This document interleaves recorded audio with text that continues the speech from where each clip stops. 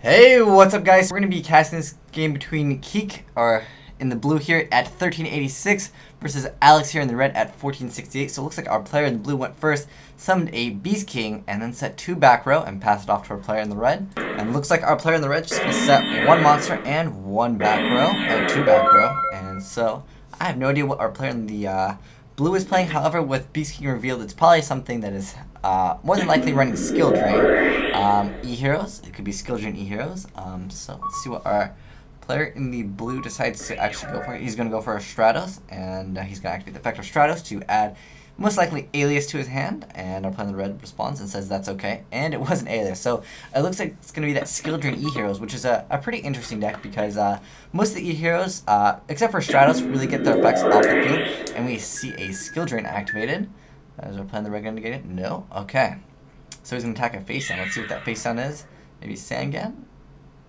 There's not too much setting going on in the meta at the moment, except for Raikou. Ooh, and it was a Snowman Eater. And unfortunately, Snowman Eater will not be able to activate its effect. However, that 19 defender is pretty nice. Had he attacked, ooh, and we see a D-Prison.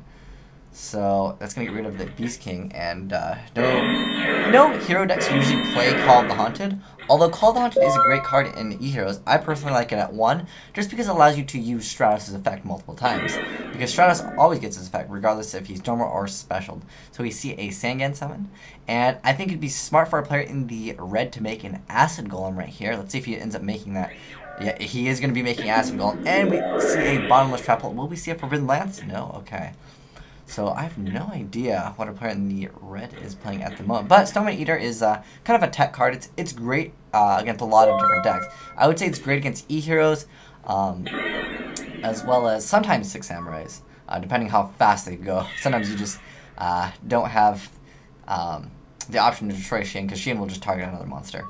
So let's see if he's going to perhaps Torrential, because he hasn't entered the numbers yet. Okay, so he is going to take the damage there.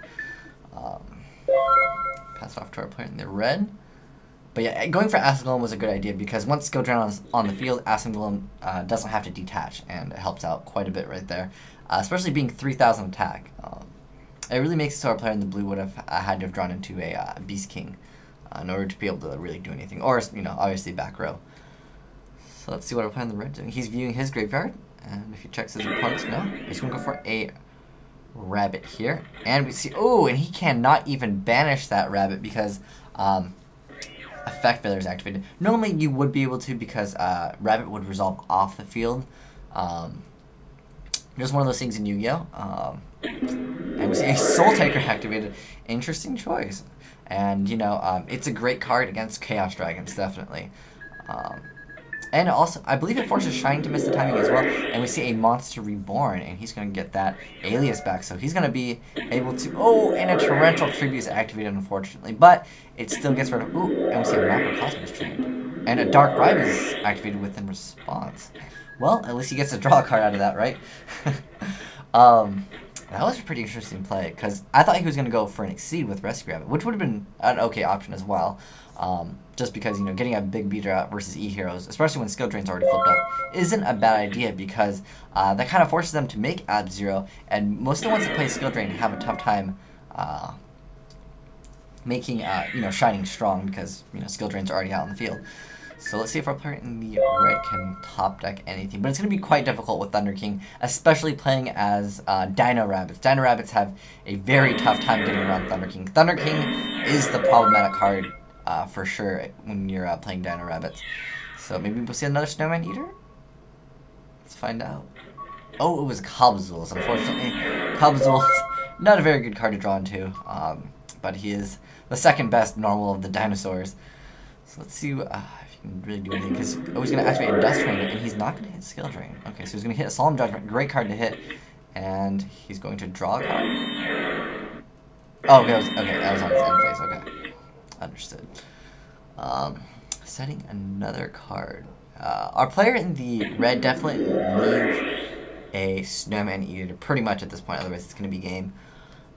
Or like Spirit Reaper wouldn't even help at this point. Yeah, it definitely needs to be Snowman Eater just for the defense. I mean, Snowman Eater won't have the effect, but that 1900 defense is pretty nice. Let's see if it is a Snowman Eater. Is it gonna be? Oh, and we see a D present activated against Alias. I personally would rather get rid of Thunder King if I was playing Dino Rabbits, but perhaps there's a reason why. Because I mean, I guess it stops him from using like Miracle, like having the target. It's not a bad option as well. But yeah, I personally would have got rid of Thunder King because, actually, no, Skill Drain is on the field, so I mean, he could still search out, but Thunder King can still tribute itself to negate. I don't know. Let me know what you guys would have done in that situation if you were playing Dino Rabbits. Obviously, it depends what you have in your hand, but he didn't have anything in his hand. And Rescue Rabbit will banish itself. And my guess is he will go for 2 Saber Sources. And he'll just attack and then let it die. So he'll be able to do 1900 damage, but he will leave his field completely open. And on the end phase, I believe Saber Source, yeah, it still dies because it's the effect of Rescue Rabbit, and Skill Drain is, that's not going to affect those monsters. And we see a Monster Reborn. Let's see what he goes for. Okay, he's going to go for Alias.